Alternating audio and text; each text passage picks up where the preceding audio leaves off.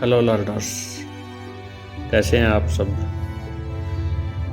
Pronounce topic को clear करते करते हमने पीछे के वीडियोस में डिस्ट्रीब्यूटिव प्रोनाउंस नहीं किए थे। जैसे हमने डिमॉन्स्ट्रेटिव कर लिया था, पर्सनल प्रोनाउंस कर लिया था, रिफ्लेक्सिव कर लिया था। आज हम करने जा रहे हैं डिस्ट्रीब्यूटिव प्रोनाउंस।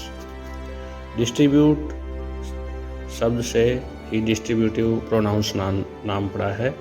डिस्ट्रीब्यूट का मतलब होता है बांटना, यानी इस तरह से बांटना कि जितने व्यक्तियों के बीच में कोई चीज़ है वो उसमें हर एक के हिस्से में हो या किसी के हिस्से में ना हो।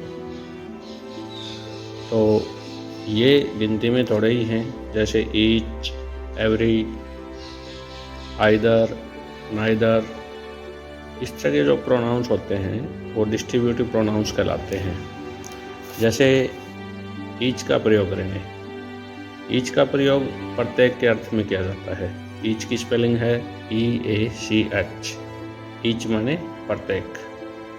तो जहाँ कोई भी चीज़ दो व्यक्तियों के लिए लागू हो वहाँ ईच का प्रयोग हम करते हैं। जैसे each of you will get a prize. तुम दोनों में से प्रत्येक को पुरस्कार मिलेगा। इसका मतलब वो दो हैं और वो चीज़ दोनों को मिलनी है, जो भी पुरस्कार के रूप में मिलना है। उसके अलावा अगर हम कहें कि एवरी, तो एवरी को हम दो से ज़्यादा व्यक्तियों के संदर्भ में इस्तेमाल करते हैं। जैसे every student was given a prize.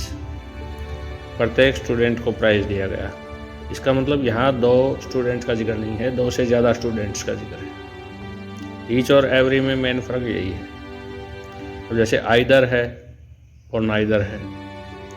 Either भी दो में से किसी एक के चुनाव के लिए हम यूज़ करते हैं। जैसे मान लो दो लड़के हैं, राम और श्याम। उनके बारे में बोला जाए कि either of you will go to cinema, यानी तुम दोनों में से एक ही सिनेमा जाएगा। आइदर ऑफ यू का मतलब ये है। अगर हम इसी आइदर की जगह नाइदर यूज़ कर देते हैं तो हम इसका मतलब है कि दोनों को मना कर रहे हैं। Neither of you will go to cinema. इसका मतलब सिनेमा तुम में से कोई भी नहीं जाएगा। तो बड़ा इजी है ये डिस्ट्रीब्यूटिव प्रोनाउन सीखना। Each, every, either, neither. Any का प्रयोग भी इसी तरह से दो से ज़्यादा के संदर्भ में किया जाता है। Does any of you want to know. तो any of you want to know, क्या आप में से कोई भी ये जानना चाहता है। इसका मतलब जानना सभी चाहते हैं।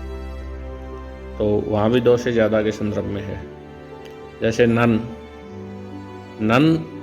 जैसे नाइदर दोनों में से दोनों के लिए मना करने के संदर्भ में प्रयोग करते हैं हम। इसी प्रकार नन भी दो से ज़्यादा के संदर्भ में इस्तेमाल किया जाता है। जैसे none of you will go there.